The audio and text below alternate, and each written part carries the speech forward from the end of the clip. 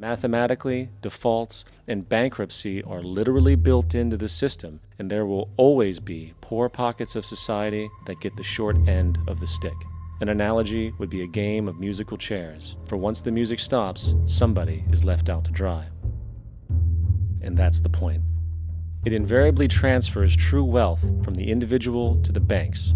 For if you are unable to pay for your mortgage, they will take your property. This is particularly enraging when you realize that not only is such a default inevitable due to the fractional reserve practice, but also because of the fact that the money that the bank loaned to you didn't even legally exist in the first place. In 1969, there was a Minnesota court case involving a man named Jerome Daly, who was challenging the foreclosure of his home by the bank which provided the loan to purchase it. His argument was that the mortgage contract required both parties, being he and the bank, each put up a legitimate form of property for the exchange. In legal language, this is called consideration.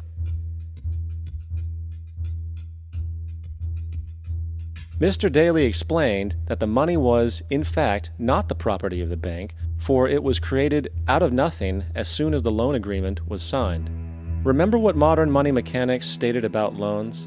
What they do when they make loans is to accept promissory notes in exchange for credits.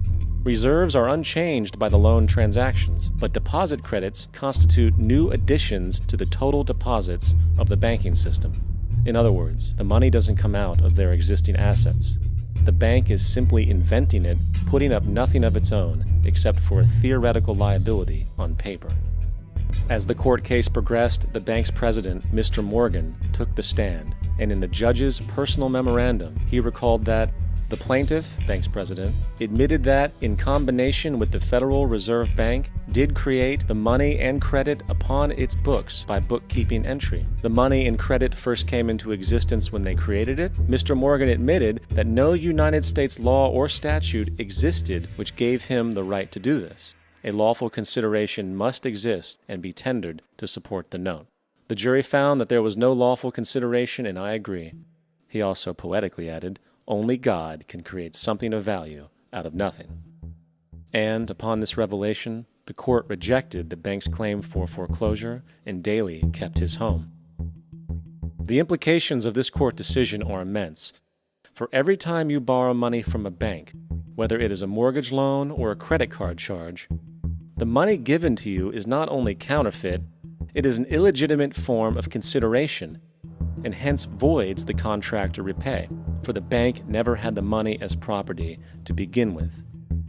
Unfortunately, such legal realizations are suppressed and ignored, and the game of perpetual wealth transfer and perpetual debt continues. And this brings us to the ultimate question: why?